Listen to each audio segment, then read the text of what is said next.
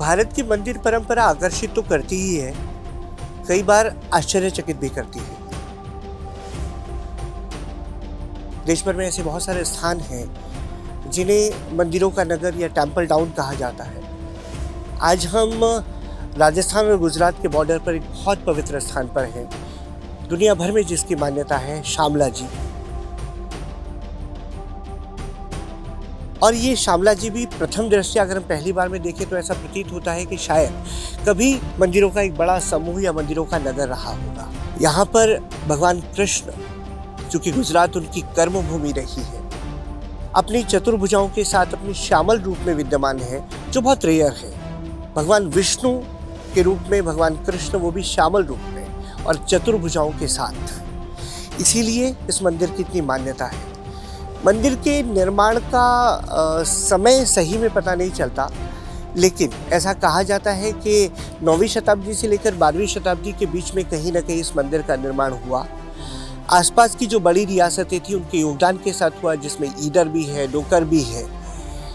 ये भी कहा जाता है कि उसके बाद 2 या 3 बार इस मंदिर का जीर्णोद्धार हुआ और आज जिस स्थिति में हम मंदिर को देखते हैं वो अपने आप में नायाब है। भारतीय शिल्प, नक्काशी और वास्तु का एक बहुत सुंदर उदाहरण।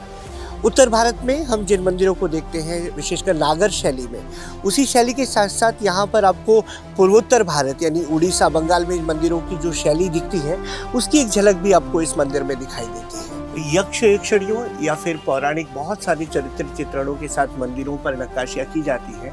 इस मंदिर की विशेषता यहाँ ये भी है कि हम रामायण और महाभारत के कुछ विशिष्ट चित्रण यहाँ पर देख सकते हैं। स्वर्णमृग का वध,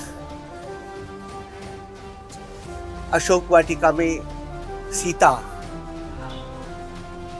और ये अद्भुत नक्काशी इतनी सुंदर है, इतनी महीन होते हुए भी कि आज हजारों साल के बाद भी बहुत स्पष्टतया उन चित्रणों को आप देख सकते हैं, जान सकते हैं, पहचान सकते हैं।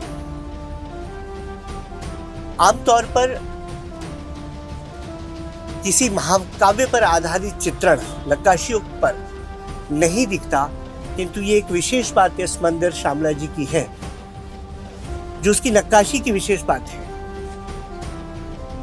भगवान विष्णु अपने श्यामल रूप में तो यहाँ विद्यमान है ही, लेकिन मंदिर का वास्तु भी अपने आप में बहुत महत्वपूर्ण है। ऐसा लगता है कि पूरी की पूरी भारतीय पौराणिक परंपरा इस मंदिर पर उकेर दी गई है।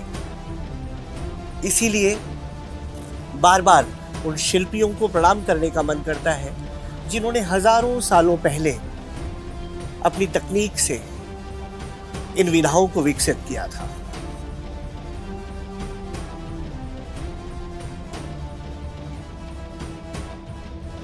कार्तिक पूर्णिमा को यहाँ लाखों लोग अपनी मान्यताओं को लेकर आते हैं और उनकी मन्नतें पूरी भी होती हैं।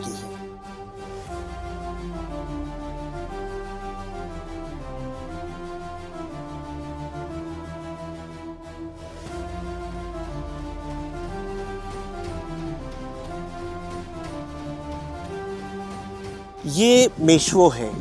मेश्वो नदी पर बना हुआ एक बहुत खूबसूरत जलाशय, बांध, और इस क्षेत्र का बहुत प्रसिद्ध एक पिकनिक स्पॉट भी कह सकते हैं। बहुत आश्चर्य होता है जब ऐसा क्षेत्र जो पानी की कमी से जूझता है, वहाँ पर जब आप एक इतना बड़ा जलाशय देखते हैं। राजस्थान का मेवाड़ और गुजरात का अरावली जिला, इसके बॉर्डर पर ये स्थान है शामला जी,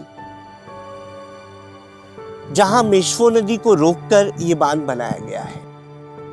इस बांध के बनने के बाद इस क्षेत्र ने कृषि के क्षेत्र में बहुत तरक्की की है। लेकिन एक बहुत इंटरेस्टिंग फैक्ट इसके बारे में ये भी पता चलता है कि 1969 में 1969 में पुरातत्व विभाग के द्वारा एक खुदाई यहाँ पर हुई, जिसमें बौद्ध धर्म से जुड़े 3री शताब्दी के अनेक अवशेष प्राप्त हुए, जो आज भी मोडासा, वडोदरा और अहमदाबाद के म्यूजियम्स में देखे जा सकते हैं।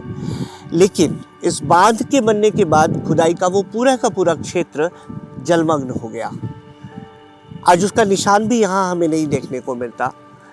लेकिन इस बात से ये ज़रूर पता चलता है कि ये पूरा का पूरा क्षेत्र, चाहे वो हिंदू धर्म की दृष्टि से हो, चाहे वो बौद्ध मत की दृष्टि से हो, पुरातत्व की दृष्टि हो, सांस्कृतिक रूप से हो या फिर पौराणिक रूप से, वो कितना महत्वपूर्ण है। कभी भी आप इस तरफ आइए तो ये स्थान ना देखें, ऐसा हो नहीं सकता, क्योंकि ऐसा बहुत कम स्थान आपको गुजरात और राजस्थान के क्षेत्र में देखने को मिलेंगे जहाँ इतने बड़े और इतने सुंदर जल भराव को आप देख सकेंगे। शामला जी में एक बहुत प्राचीन स्मारक है जहाँ इस समय हम उपस्थित हैं, जिसे हरिश्चंद्र की चेरी कहा जाता है। ऐसा कहते हैं कि ईडर के राजा हरिश्चंद्र के विवाह के लिए 10वीं शताब्दी में इस मंडप का निर्माण किया गया था। हम सब जानते हैं कि भारतीय संस्कृति में, भारतीय परंपराओं में विवाह मंडपों का कितना महत्व होता है। ये एक बहुत साधारण सा दिखने वाला मंडप अपने आप में 1200 सालों की कहानी लिए हुए है। अगर हम इसके प्रवेश द्वार को देखते हैं तो भारतीय शिल्प, वास्तु और नक्काशी का एक बहुत खूबसूरत उदाहरण हमें यहाँ देखने को मिलता है। तो शामला जी जो बहुत सारे स्मारकों को अपने अंदर समेटे हुए, उसका एक बहुत महत्वपूर्ण स्मारक ये भी है जिसे हरिश्चंद्र की चेरी कहा जाता है।